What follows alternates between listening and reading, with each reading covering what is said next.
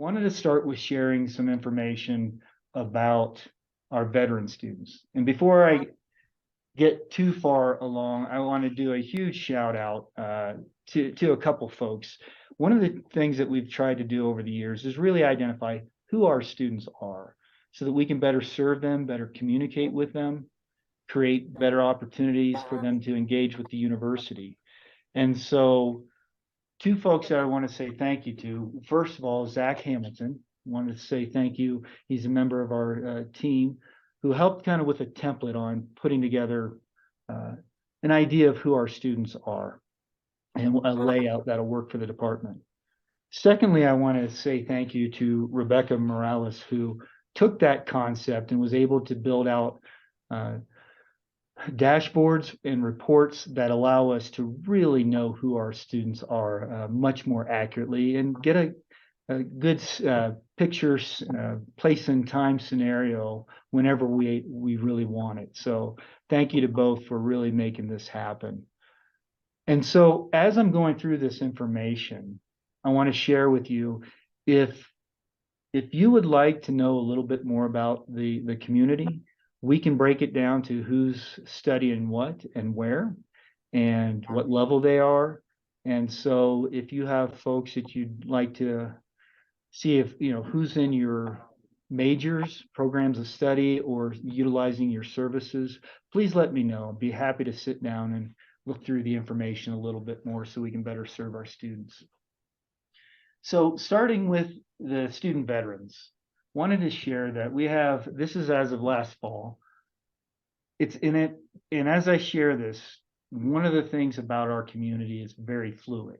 So folks will take a semester or two, stop, come back for a wide range of reasons. And so last fall, we had 373 folks identified as veterans. And when we say that, these are veterans, active duty, guard, and reserve. So anybody who has served or is currently serving. So that's our number right now.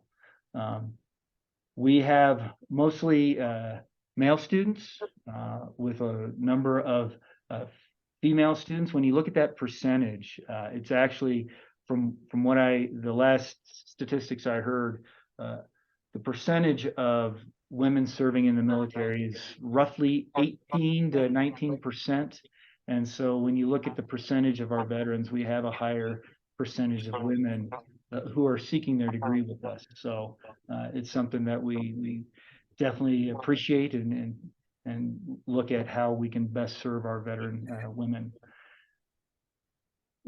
First gen, the number of first gen veterans, it ranges anywhere from roughly 50% here to up to 65%. So we have a strong presence with the first gen students that we look at and incorporate into what our planning is. Average age for our veterans is roughly 31. Now, I could go through all these details, but I just wanted to highlight a couple things. When we talk about our veteran community, just over half of our veterans are not on the Flagstaff campus. So we really try to incorporate our services to better serve the needs of both Flagstaff, online, and statewide. So I just want to share that with you all. And as you can see, we're spread out throughout the state and the online. We've got a number of folks overseas. One of our students who is serving is currently overseas and will be a part of one of our panel discussions. So just wanted to share that. Wanted to talk about now our dependent students. Now these are both the spouses and children of those who have served or are currently serving. So we have roughly 313, last fall we had 313. So roughly the same amount of our veteran community, where we have a higher number of female students to male student ratio with our dependent students. And these are more the traditional age student, and the majority of our dependent students are here at the Flagstaff campus. So these are the folks typically coming out of high school seeking their college experience. that's our dependence. So far, so good? Okay. If you have any questions, please let me know.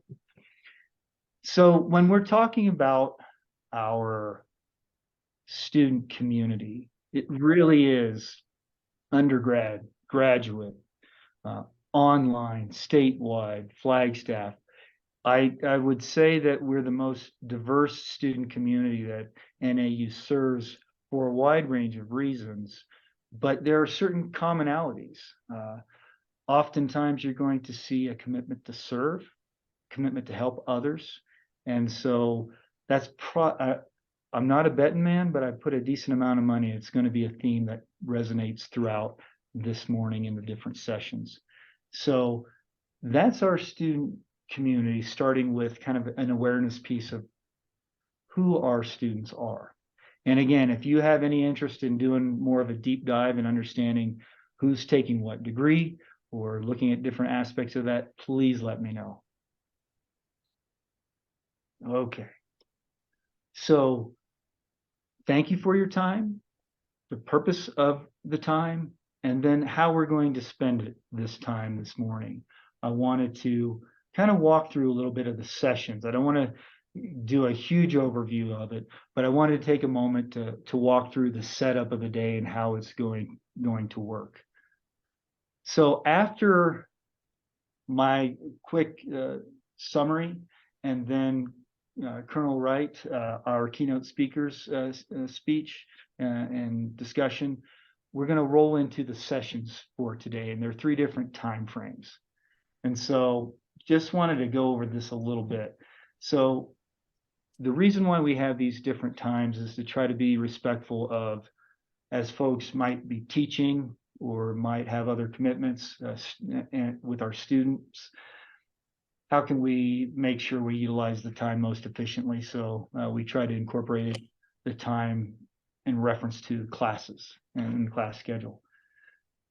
So session 1 time frame is 9:10 to 10 o'clock. We're going to have 4 different options. Military culture. Sandra Ballister is going to be presenting that. She's part of the organization Be Connected, who is absolutely awesome. And so she's going to be talking about just an overview of what it's like to serve and kind of different context to that. This is a statewide training typically offered throughout the state, and Sandra was gracious enough to be a part of our. The second option B, is one of the things that folks might not realize is, NAU has 2 ROTC programs, an Air Force and an Army ROTC. And these are programs that actually are preparing folks to go into the service. So think of it as that when we're looking at the university and supporting our military connected community, it's past, present, and ROT is the future. And so they're going to be talking about what it means to go through the training, be a student, and that process. So they're going to be having a panel discussion in this first session. There's also going to be a student panel for serving while a student. We have 5 students that are going to be a part of this that are spread throughout the country and overseas. And so they're going to be sharing their experience of what it means to juggle both a military career and an education. So looking forward to that.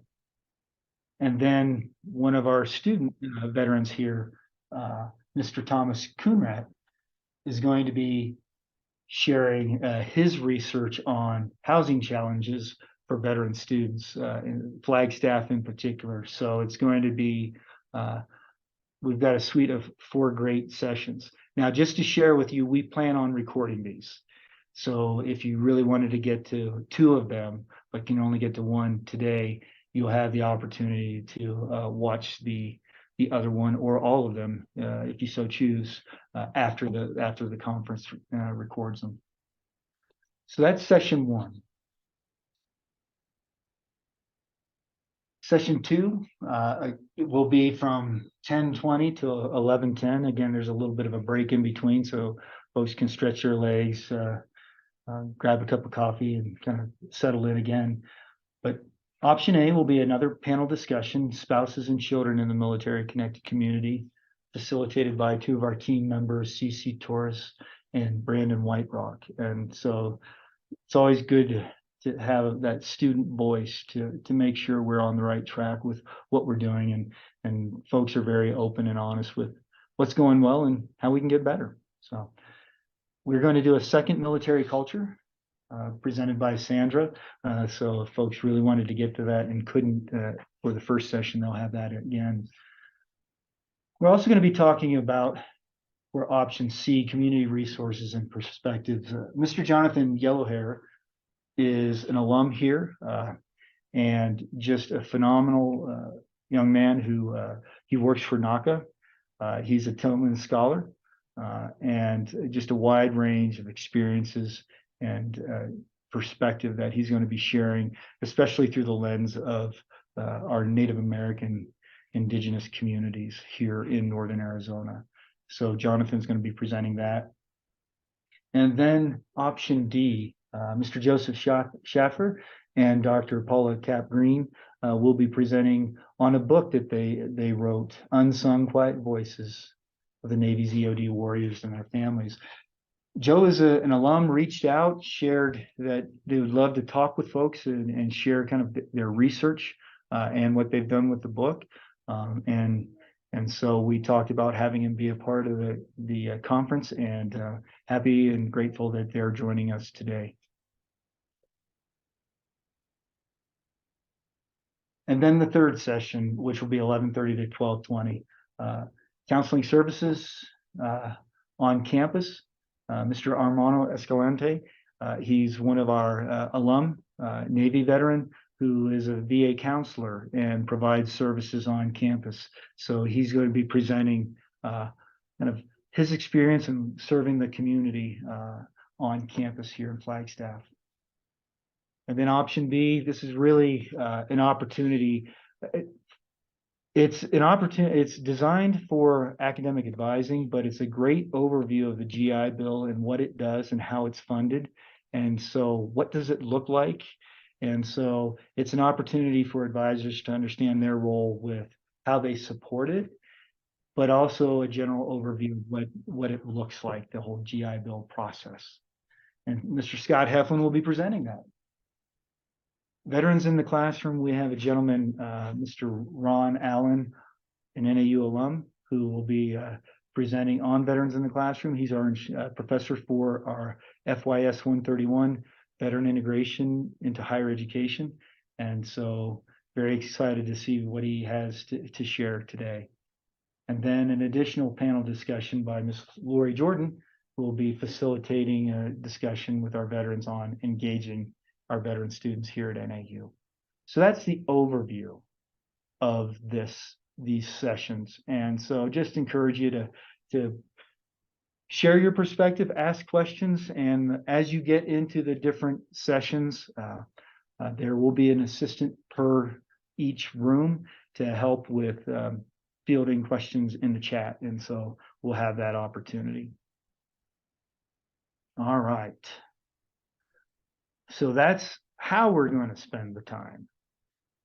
Any questions about that? Okay. Now I get to introduce someone who I just have immense respect for.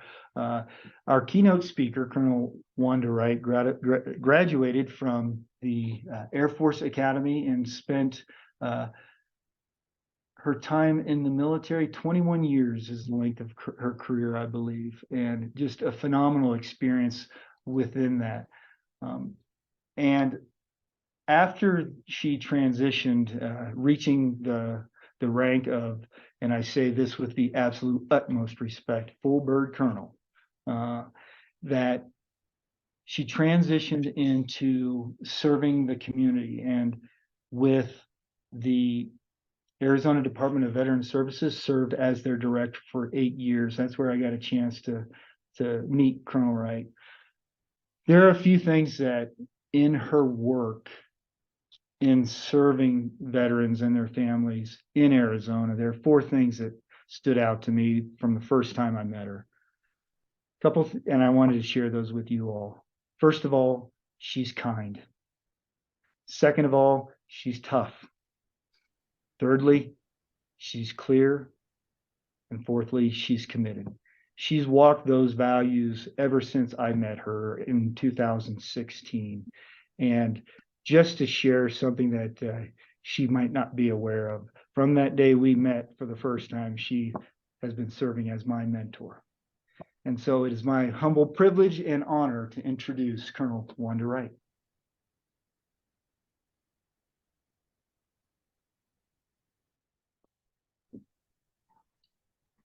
Thank you for that, Pete. That was awesome. Don't start the tears already, right?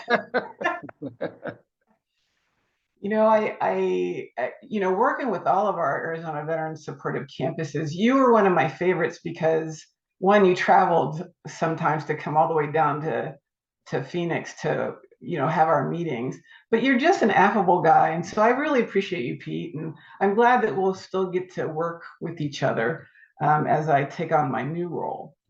All right, I'm going to try to share. Hopefully all this works.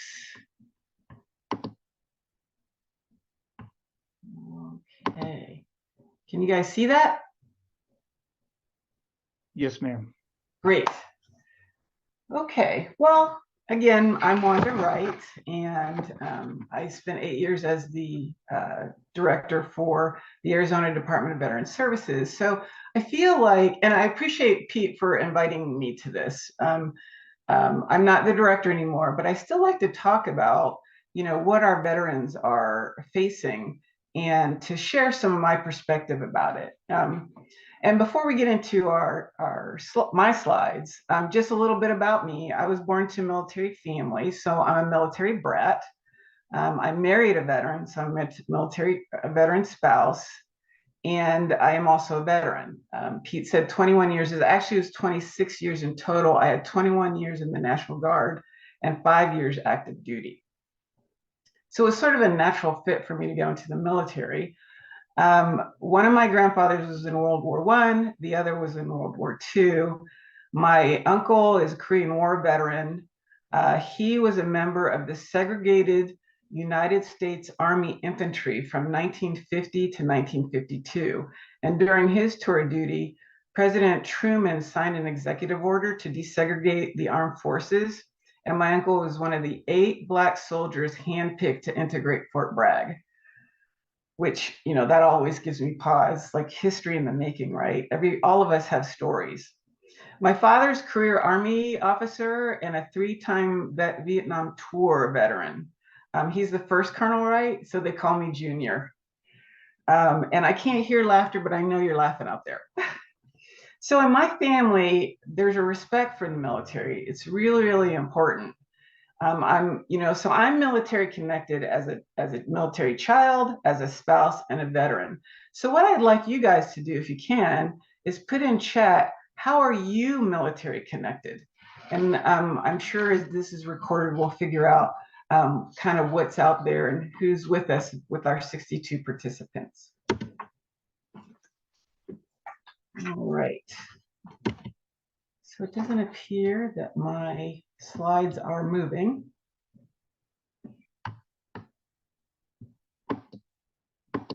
There we go. Okay. All right. So I'm just going to talk to you a little bit about demographics. The state has about 500,000 veterans in total. We have almost 400,000 that are wartime veterans. There's almost 60,000 retirees.